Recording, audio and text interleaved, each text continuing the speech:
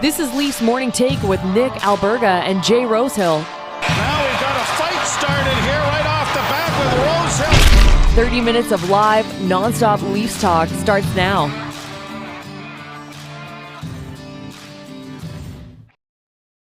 Happy Wednesday. What's going on, everybody? The Leafs and Mitch Marner look at the wrap up November in style, excuse me. It's Nick Alberga and Jay Rosehill. I'm still getting over the vacation here, Rosie. I was in Florida yesterday, back in dreary Toronto today.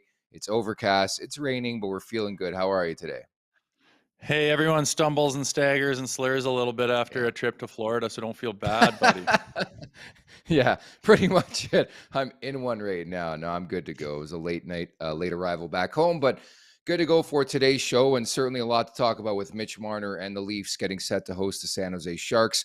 Remember to subscribe, tap that like button, leave us a review, and don't forget to visit theleafsnation.com for the very latest on all things Toronto Maple Leafs. Thoughts, comments, concerns, or questions. Drop us a line in the chat down below here on YouTube, and we'll get to that a bit later on here on the show. But I have to ask you off the top, Rosie, in all your years of professional hockey, what was the longest point streak you racked up in your career? Oh, good question. I remember getting a Gordie Howe hat trick and then following it up with another goal the next day, so maybe that one. There was a point in time there where I was on the Marlies, actually, and I was on this first line and we just could do no wrong. Everything was going in the net. Felt like Marner for a few weeks there, but I don't know. It wasn't very long, I'll tell you that. But there's times where even a guy like me can catch fire. I like that. What type of player were you growing up? Like, I don't have the luxury of having your hockey DB in front of me, but were you like everybody else who just racked up the points and then you had to sort of evolve as you got older? Not overly. I was a defenseman growing up. I just loved the physicality of it all. Like the Rock'em Sock'em videos made me just care more about hits and everything than anything. But like to move the puck up to other people, and I like to chase my own dumps and just crash and bang as a defenseman, which was kind of crazy. Did that up until like junior, and then I got to NCAA, and the guys would scream at me because I'd wheel the net, get the red line, dump it, and then keep going, and they'd just be yelling because you just can't do that kind of bush league shit at certain levels. But yeah, I don't know, man. Everyone's got to kind of change their game. I was a stay-at-home rugged defenseman until they changed all the rules in 05, and then I just had to adapt on the fly, but was never a big point guy. I wasn't one of those guys that had 80 points in junior and then totally changed my game. Do you remember your first scrap ever? Like, I think everybody always remembers their first, if you know what I'm saying, but your first scrap ever, do you remember it? Yeah, I do. I do. There was always kind of those like cage rage ones on the ice in like midget and bantam and stuff. And then eventually your gloves would end up off and you'd kind of think that was a fight, but it wasn't. But I remember my first one was in junior and I still have a scar right here. I got punched right square here and it just went split little 5-star right there. And I was like, oh, so that's what that's all about. And then had some learning to do for the next couple of years for sure.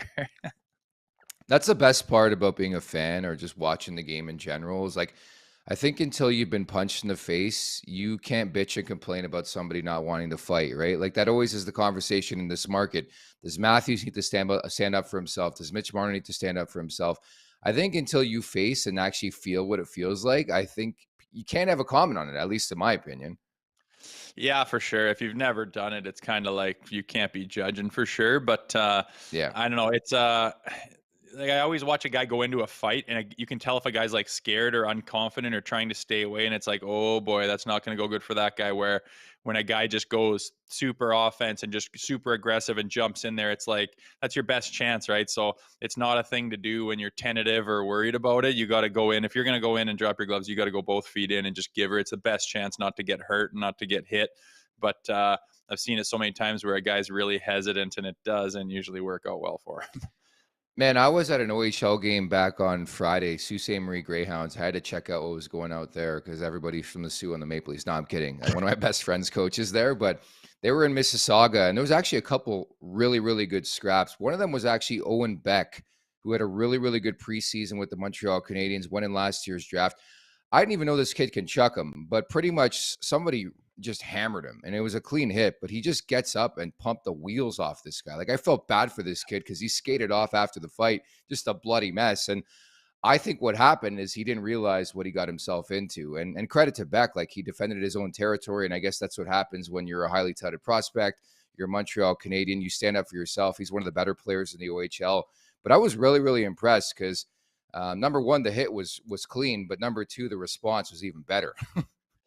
Yeah, I always love that. I love it when a guy that has no business, like doesn't need to fight ever, like does not need Yeah, to fight. You are good enough. Like I think of Braden Shen, and yeah. he's got a $50-some million contract. He puts the puck in the net, power play guy, top line type guy, blah blah blah, and he'll just go after a guy when it needs to happen and fight him. And it's like you don't have to do that, but you choose to do it. I just love that shit. And those are the players in the league that I respect more than anybody, that are high skill guys. They don't have to fight and they choose to do it anyways. I just love that shit.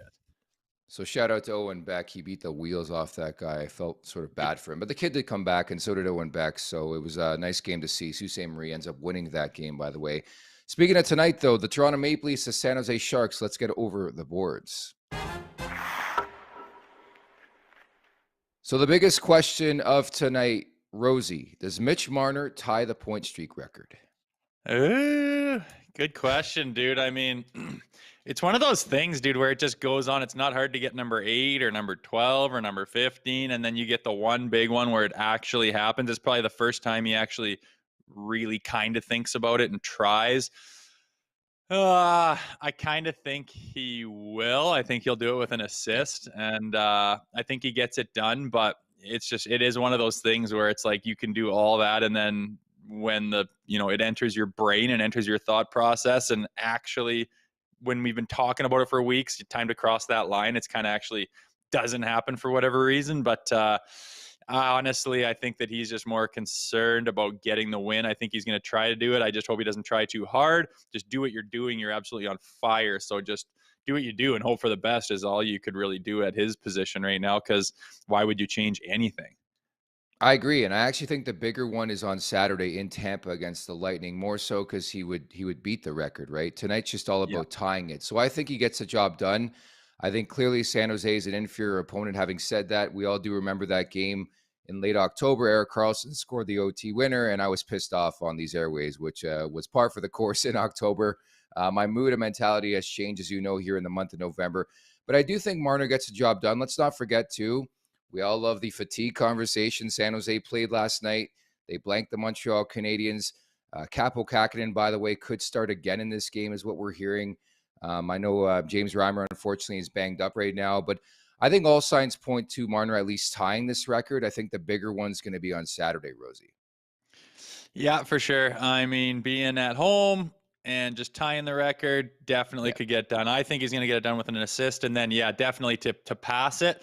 It's tough, man. It's going to be the only thing that he gets spoken to about from outside of that locker room for the next, 3-4 days, is that, like, that and only that. And he's trying to prepare, and he's trying to, talk to his teammates and line mates and watch the video and focus on what happened last game. What are we doing with these team ahead of us, and try to focus on his actual game day routines and stuff. And all he's doing is getting inundated with this bloody record, which in essence means fuck all. It doesn't mean anything, but it is special for everyone else, because think of all the players that have played on that franchise, like, Exactly. for 100 years, and nobody's done what this guy's, potentially going to do in the next few days. And obviously he hasn't done it yet, but that's a lot of really good players, a lot of Hall of Famers, a lot of Stanley Cup champions that have come before him that couldn't get this done. And he's right there. So impressive nonetheless, fun for us to watch, but I'm sure he can't wait to get it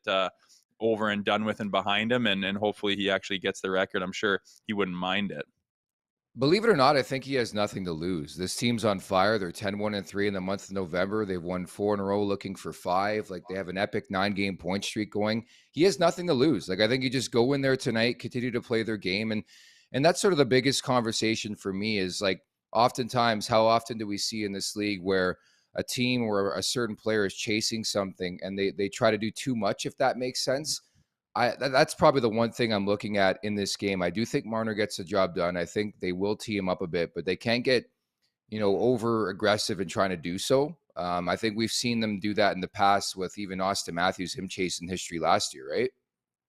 Yeah, that's the thing. It's easy to do. You start to really just try to get this done. The first period, you'll be really trying to, like, hey, let's get this done and over with so I can focus on the game, which he's probably trying to do and most likely doing anyways, not really focusing on this record thing, but it'll be in the back of his mind.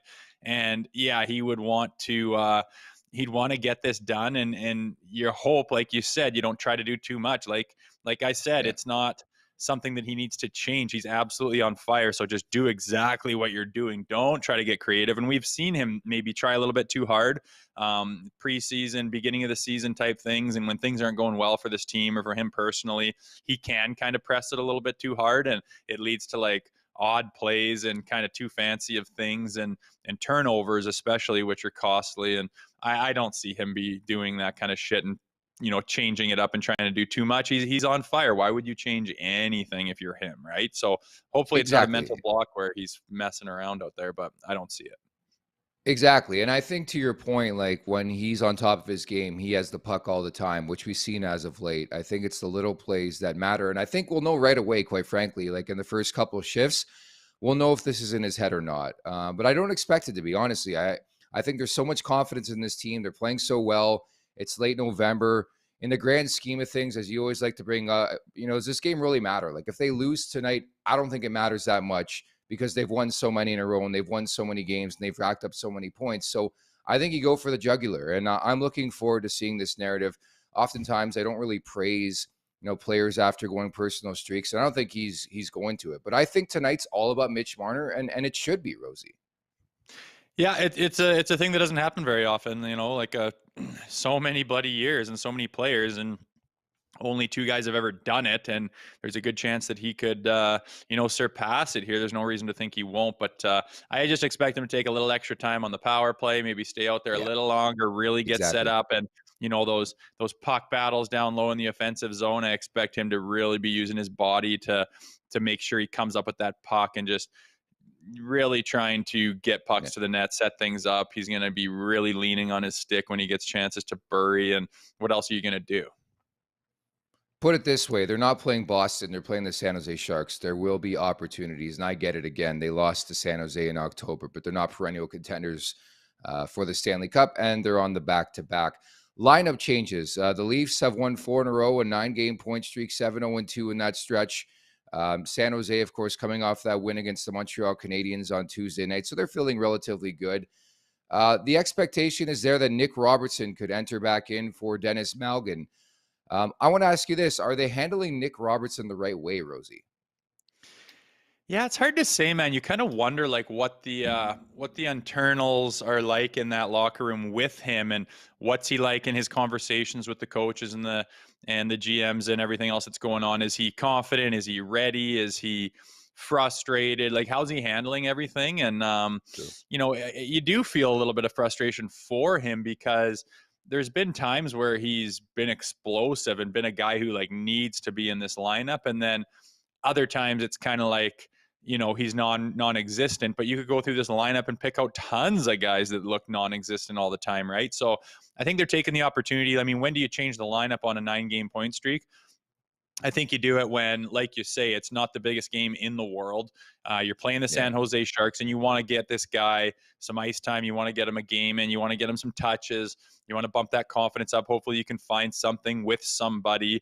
And I think why not do it now against the San Jose Sharks when the team's buzzing? Inject him in there. And I think Keefe has got the freedom, because of the way they've been playing lately, to kind of make some changes and move some things around like that, and just try to keep guys involved, obviously, right? Because sitting in the press box, I know from experience you're doing nothing up there but rotting.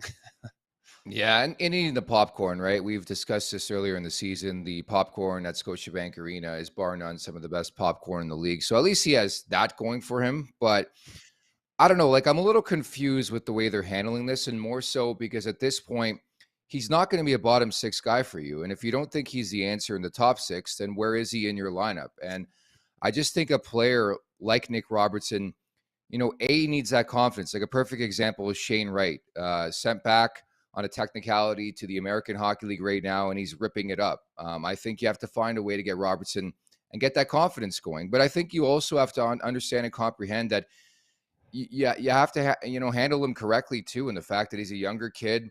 The confidence wavers at times, and I just think they have to be smart with the way they handle this, or I think they can hurt him in the long run. Like, not to say one way or another that they're not handling properly, but I think we need to see some consistency where you're seeing Nick Robertson for like 10 straight games, if that makes sense. Yeah, either that or get him some development in ice. He's not developing in the press box at all. And as a Yeah, 21-year-old kid with tons of upside, it's nice to get him playing, whether it's in the American League or the NHL. And it's not like the LA Kings having their farm system in Manchester on the other side of the exactly. continent. It's Yeah, it's down the hallway. Like you can put that kid up and down without risking waivers or anything like that. And he can go and light it up on the Marlies and then come up, and it's just hard. You see so many of those skill guys and younger guys play a bottom six role, and they have never played a bottom six role in their life. That's not what they're supposed to do. And but who are you going to take out? Who are you going to pull out and put yeah, him in place? It's always the coach's tough deal when you've got a young star player, not a star player, but a young skilled player who yeah. wants to get some time in, but he's still young and he's finding himself. And it's always a balancing act. But I'd like maybe take advantage of being the Marlies right down the hallway. He can just bring his gear down there and play a couple games. And I imagine they Yeah. probably will do that if this continues. But obviously trying to get him in here and inject something right now, albeit like you said, it is in the bottom six. It's going to be hard for him to play his game when he's on the bottom couple lines, and its expectations are a lot different. So I always feel for guys like that. I know so many guys who got a few games Yeah. a sniff in the NHL, and they're like, well, yeah, but I was playing on the fourth line for 6 minutes. What the hell am I supposed to do with that when they're 35, 40 goal scorer in the American League playing Hmm. top PP and everything? It's just such a hard transition for them, and a lot of guys don't handle it well. So yeah, you're definitely right. You got to be hard. You got to be careful with him, not to lose him in that mix. And it's a different era too, but there's no such thing as keeping a player too long in the American Hockey League, if that makes sense. I just think, obviously, this is a big moment, but he is still 21, and I think your future is still bright when it comes to Nick Robertson. But there's been so many players, specifically in this market, that have come through with high pedigree and never really lived up to expectation. On that note, as well, Pontus Holmberg, I think, deserves a lot of credit because he's really found sort of a spot in this Maple Leafs lineup, which is difficult to do because he wasn't really on the radar entering the season, had a really good regular season, got the call up, and hasn't looked back. Connor Timmins, Rosie, as you know, who was acquired last week, there's projections that he could potentially make his debut. I think it could be a game time decision, or we could be finding out during the morning skate or whatever. But when he does crack the lineup, what are your expectations? I think you have to, not expect much probably at the beginning. He hasn't played much hockey the last couple of years. Yeah, I imagine he'll be a little nerved up. He's Yeah. in this big market, which he certainly was not in earlier. And we assume he's healthy and he's ready to go, which he's had problems with in the past. But maybe a little bit of nerves and jitters being in Toronto, being in that market, knowing how many people are watching and paying attention, and being the new guy. Everyone's going to ask him, in the media after pregame skate, how you feeling? What are you thinking? Have you ever thought about being in this uniform? Blah, blah, blah. It's going to be all that. It's going to be a tough sleep for him. He's going to go to the rink and just want to get this damn thing underway. And Yeah. I have a feeling he's going to be in. Why not? I mean, like you say, you're making these lineup changes for a reason. It's a good time. It's a good team to do it against. Why not get him in there and get him his first one? Instead of down in Tampa or something like that against a little more high caliber team. But maybe they don't want Yeah. it to be at home. I don't know what they're thinking, or if they're overthinking it. Yeah. Maybe he needs a few more days of who knows what. But you'd think when you trade for a guy and you need D-men, you would get him in there and test him out. And I I know. kind of assume they'll do that tonight. Do you think he'll be in, or do you think he'll wait?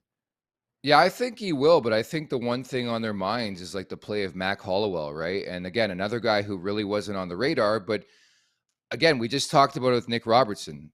You have to handle the kids correctly, and I think you have to credit them sometimes and reward them sometimes. And I think to that point, you look at what Hollowell's done the last couple games. He's looked really, really steady on that back end. Why make that change? And I get you pick up Connor Timmins, and I think in the grand scheme of things, Timmins will have more staying power, longer staying power than a guy like Mac Hollowell. But I think that's probably the internal battle right now. But I think you make an excellent point. I'd rather Timmins get his feet wet against the San Jose Sharks again, with the due respect to that team, than on Saturday in a rematch of last year's first round against Tampa Bay Lightning. With that in mind, we're going to roll on the Atlantic Division roundup here, Rosie. Again, we tried to do this earlier in the season. It's been a busy last little while.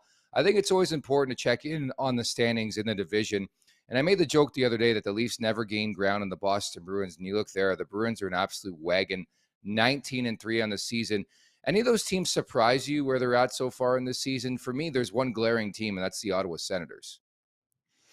Yeah, I mean, at the beginning of the year when they were playing, I thought they were actually going to step up and be a little bit bigger of a presence in this division here Yeah. this year. But yeah, the Sens are just looking abysmal, and you know, I'm gonna sneeze here.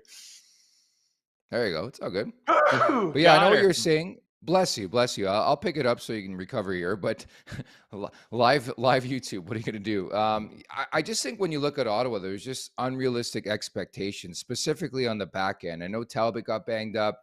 You know, Forsberg's been okay as of late, but like, I don't know if they have the depth. And there's a reason why they've been linked to Jacob Chikrin for like years on end, it seems. Like they know what they need. It's just hard to get quality defensemen in this league. And they're really in one right now. I think they're a classic case of a team. They always say you can't win the Stanley Cup in October and November, but you can definitely lose it. And I think obviously it's going to be an uphill battle right now for the Ottawa Senators to get back into the playoff picture. Yeah, they're going to be battling for sure. And, you know, Buffalo's kind of where we thought, and Montreal being young, I think Montreal could kind of interchange, obviously, with any of those guys in that, you know, 4, 5, 6 spot. But, you know, the thing that glares to me is you look at the Toronto Maple Leafs and you compare them to Boston and you see that 5 OT losses. I know. Yeah. Imagine you like none of those. Imagine you just get 3 of those with the way we can score goals and the guys that can take advantage of all that space out there. You'd think we could get 3 out of those 5 losses. No, well, what would that change in the win-loss column, in the points column, in our ability to be closer to Boston, man? That's the only thing that you can look at and say, man, that kind of stings right there. They have 0 OT losses. We have 5. I mean, say you take all of those, all of a sudden we're right there with them and a couple games in hand for Boston. But man, those kind of sting right now if you're caring about like being right up there with Boston at this point in the season. And the game's in hand too, right? Realistically, I mean, it isn't close right now, and that's because Boston wins every game. It's impossible to gain ground on them. Like Toronto's 10-1-3 in November. How many points have they really gained on Boston, if any? Like it's a pretty surreal start for the Boston Bruins, all things considered. And as we see right there, like it's very, very likely it's going to be Toronto, Tampa, or Toronto, Florida. I would put good money on one of those two teams. So rest assured, another difficult first round ahead for the Toronto Maple Leafs. The wrap up is brought to you by our friends at PointsBet Canada.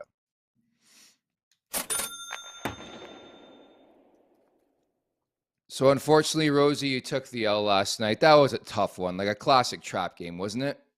Ah, cripes. You know what the problem is?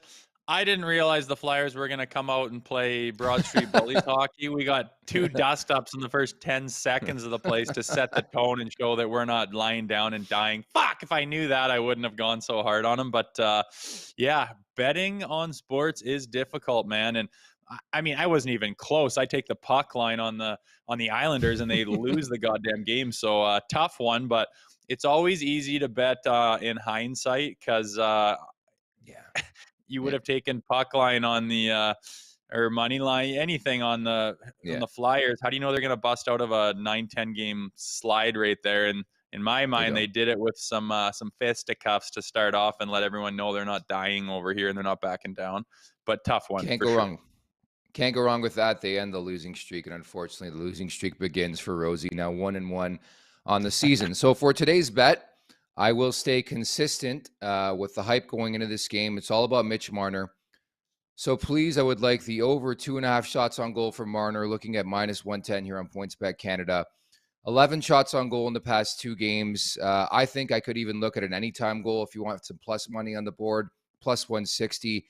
Marner's actually scored in 3 straight games. And I just think he's going to have that shooting mentality. And on top of that, I think everybody's going to be feeding him. So I think he could have the puck on his stick quite a bit. He already does. So I think he could be shot happy tonight. So that's probably the way I'm looking. We know he's gunning for that 18-game point streak. And I think anything with Mitch Marner involved in terms of a prop, I'd probably be looking at that tonight, Rosie. Yeah, good call. I mean, he's going to be buzzing, as he calls it. He's going to be shooting like crazy. And, you know, -110 is not that bad a value either for a guy that, I mean, what do you need? He needs a shot a period. I'm pretty sure the guy can get that, considering he's going to be absolutely firing tonight, trying to make sure there's no disappointment on the losing end of the game and him breaking his streak too. So all the reasons in the world for him to be rifling the puck at the net tonight. So I like that. Looking forward to it, no doubt about that. And certainly when it comes to points in that prop for Mitch Marner, you always have to look at over 1.5. They never even have 0.5 available because the guy's just a machine when it comes to it. And again, looking for his first ever 100-point season, but undoubtedly he'll be the story tonight as the Maple Leafs host the San Jose Sharks. Rosie, excellent stuff today. You're not here tomorrow, right? I am not working. I'll hit up a 3 hits after the game tonight and see what's going on. Hopefully it's a positive one and it's about Mitch Marner. But no, I'm gone tomorrow and then I'll be back for quite some time. So get used to me after tomorrow. You've been really dialed in on these 3 hits with Rosie, so can't wait for this tomorrow. Great stuff. Okay, we'll talk on Friday. Right on, dude. Sounds good. Let's go tonight and see if we get this point streak thing done or not.